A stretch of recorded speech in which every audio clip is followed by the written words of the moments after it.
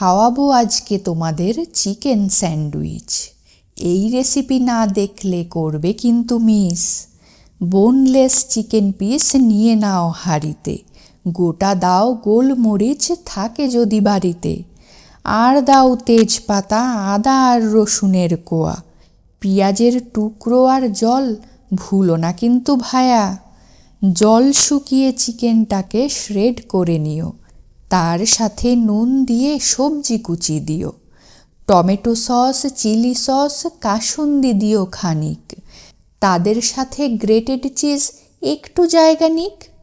ভালো করে মিশিয়ে নিয়ে ব্রেডে বাটার লাগাও, দুটো ব্রেডের মাঝে এবার পুর ভরে দাও। প্রিহিট করতে ভুলো না কো স্যান্ডউইচ মেকার, পুর ভরা ব্রেডগুলোকে ঢুকিয়ে দাও এবার। গ্রিল হলে নামিয়ে এবার কাটিং করে নাও, গরম গরম তবে এবার সসের সাথে খাও।